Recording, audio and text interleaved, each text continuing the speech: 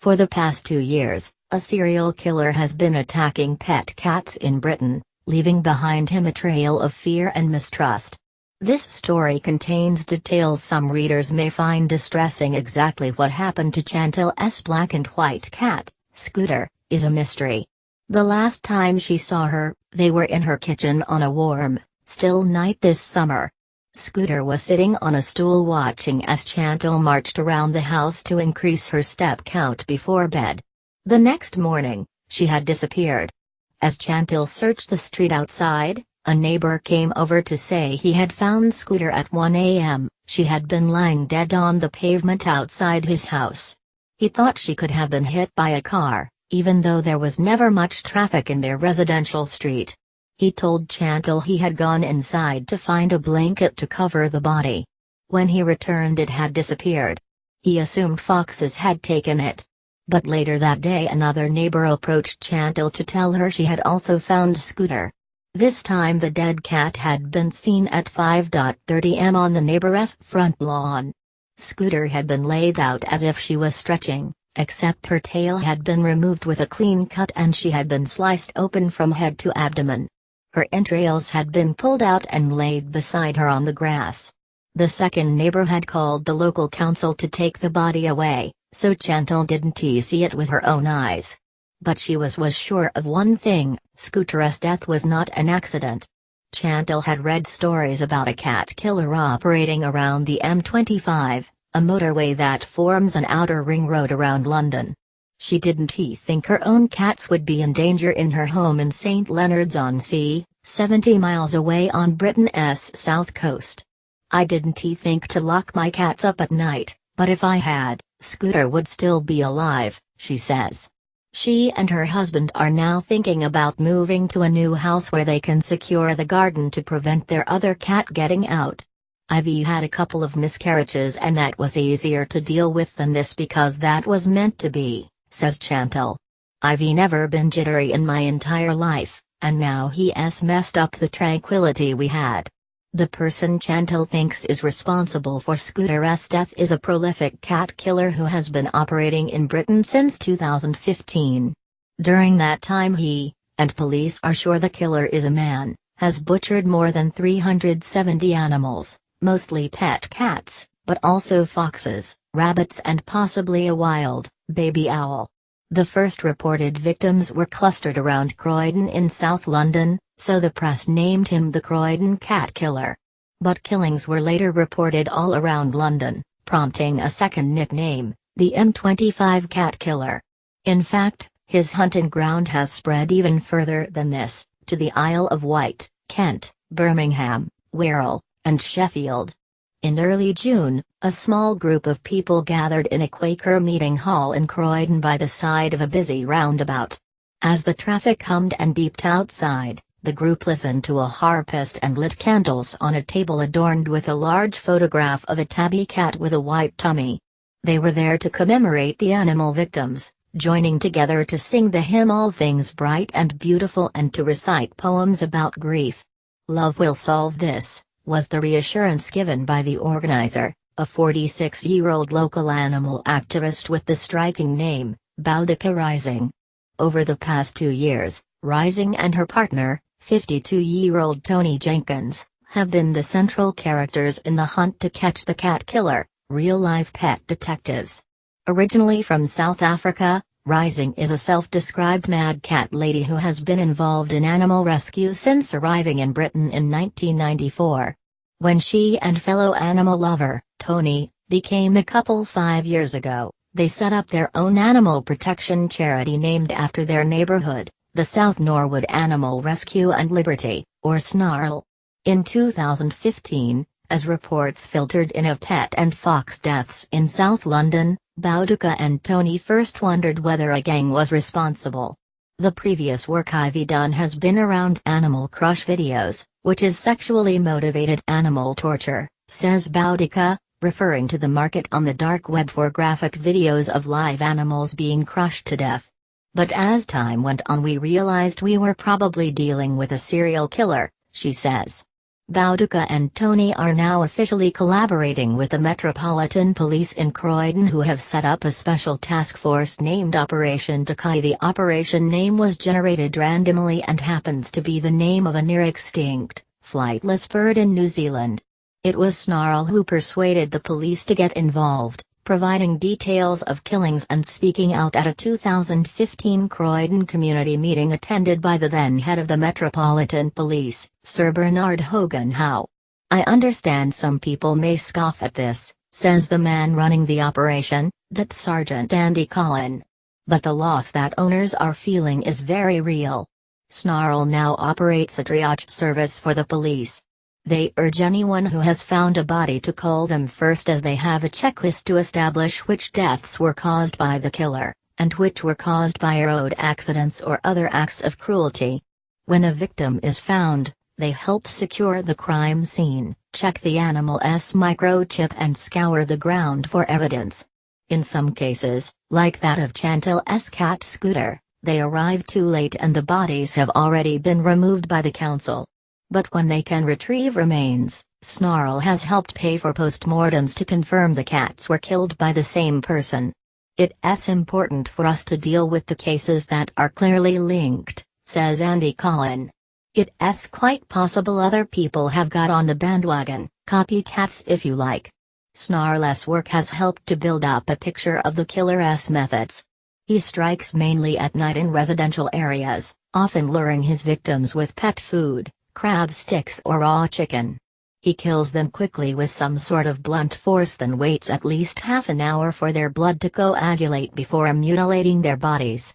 He has cut off heads, paws and tails, as well as sliced victims open. Often no blood trail is left, indicating that the victim is cut up in a different location. He then tends to display the bodies close to where he has hunted them down, sometimes in public spaces such as playgrounds. He has also been known to attack twice in the same area. "I think there's an element of disbelief," says Boudica, of the reaction to the macabre brutality of the attacks. "There are people out there who would rather believe anything else is happening rather than this." This disbelief has manifested itself in angry posts on Snarl's Facebook page. Arguments have erupted between those who accuse Snarl of exaggerating the problem, saying the cats have been killed by foxes or in accidents, and those who are angry and want revenge against the killer. "We have trolls on our page, sniping," says Boudica, who has been accused by some of these hostile visitors of misappropriating funds and lying about the scale of the problem. "But I think it's helpful to show the anger. I don't want communities withholding it as that one and well." But as well as attracting critics, Snarl has also gathered supporters, especially around London, where volunteers distribute leaflets. Some of these attended the memorial service in June. "So many people still don't know there's a cat killer," says Julie, who is a regular leafleter. Julie does not want to give her full name, or even say where she lives, as she is afraid she may become a target herself. And she says the unease and distrust in the community is so great that some believe the killer could be hiding in plain sight among them. "We haven't ruled that out," she says. "We hope not, but we haven't ruled it out." Serial killers often begin their careers by harming animals. Andy Collin, the police detective, fears it is only a matter of time before the UK cat killer turns his attention to humans. A profile drawn up by the National Crime Agency suggests that the killer's problem with cats stems from a deeper problem with women, or with one woman in particular. Cats are targeted because they are associated with the feminine. The killer can't deal with a woman or women who are troubling him, says Collin.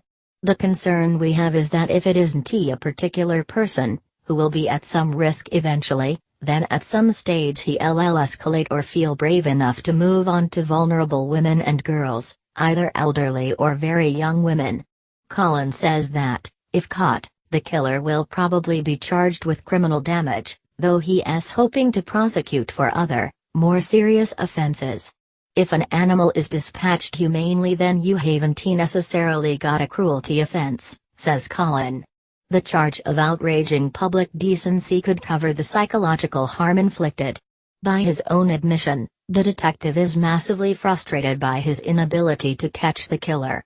In August this year, his team released details of a man described as a person of interest after witnesses chased a man who was seen close to the site of an attack in Caterham, south of London.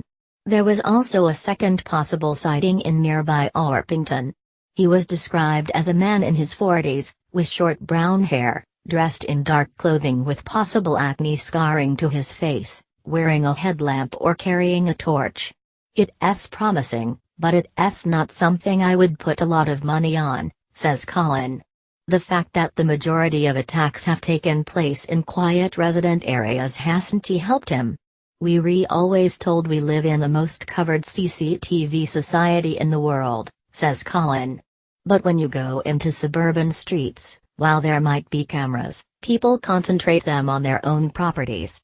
Nor have there been leads from forensic evidence. It's almost impossible to gather DNA from cat fur, and even if his team managed to collect some, Colin says it wouldn't necessarily be from the killer. He suspects the killer must wear gloves as no skin has been found under the claws of the victims. But even this detail isn't much help. If you're out at night, the chances are you'll have on a pair of gloves, he says. It's not likely you're walking around with a great big banner above your head. One area where the police have made progress is in drawing up a geographical profile of the crimes. Addiscombe, on the outskirts of Croydon, has been identified as an anchor point from where the offences started.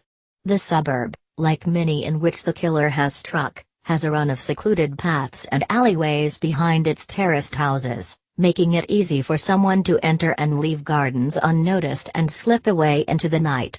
There is something about Addiscombe that links quite strongly to our person, says Colin. It could be a family house from the person's youth, a gran's house, or somewhere they're reliving now. Somewhere they've stayed in and feel comfy in, or somewhere they've gone to school. In September, Britain's first forensic laboratory dedicated to prosecuting crimes against animals announced it would re-examine the bodies of dozens of cats believed to be victims of the killer. The laboratory, based at the University of Surrey, is described as a CSI for animals. We're looking at various different elements of this case at the forensic level, work that hasn't been done before, says University spokesman Dave Ferguson. The news is welcomed by Naomi, who has allowed the body of her cat Ivy to be stored in a freezer for 15 months in the hope that a re-examination might help bring justice. Naomi remembers the morning that Ivy failed to come into her home in Northamptonshire when she was called for food. She immediately searched her neighborhood on foot, before jumping in her cart to conduct a wider sweep. Within minutes, she had found Ivy's decapitated body discarded by the side of a busy road. I was very emotional. I couldn't stop crying, she says. Although she searched for Ivy's head, she wasn't able to find it. Naomi had to take 3 weeks off work with depression and anxiety. She says she still struggles with nightmares and interrupted sleep. She now locks in her other cats at night and comes home early from evenings out to make sure they're safe. A cat being hit by a car you can accept as an accident, she says. This is completely different. It's caused so much pain, and a feeling of anger. Boudica Rising says she hopes that stories like Naomi's and Chantal's will help people understand the emotional toll that the killer has inflicted, and perhaps prompt more witnesses to come forward. Our problem is that people still think of him as just the Croydon cat killer, even though he has been more widespread for some time, she says. I hope people realize they need to keep their cats indoors, keep a lookout for strange behavior and report it to the police. Most of all, I hope that somebody will recognize his characteristics and the places he has killed, and turn him in. Photographs by Emma Lynch. Photographs of cats courtesy of their owners. Join the conversation. Find us on Facebook, Instagram, Snapchat, and Twitter.